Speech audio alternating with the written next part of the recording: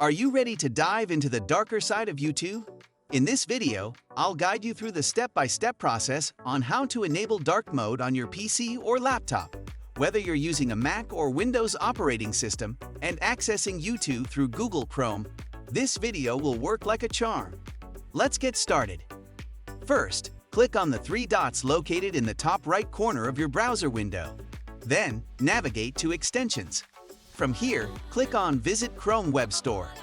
This action will open a new window where we'll install a free extension for Google Chrome. In the search bar of the Chrome Web Store, type Dark Mode YouTube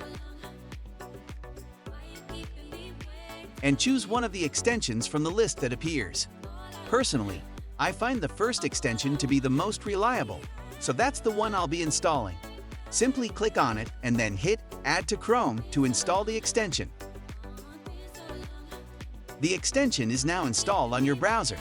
To activate dark mode for YouTube, simply refresh the page and you'll notice the interface has transformed into a sleek dark theme.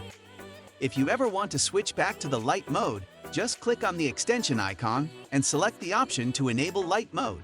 If you found this video helpful, don't forget to drop a comment down below and hit that subscribe button for more tutorials like this. Thanks for tuning in.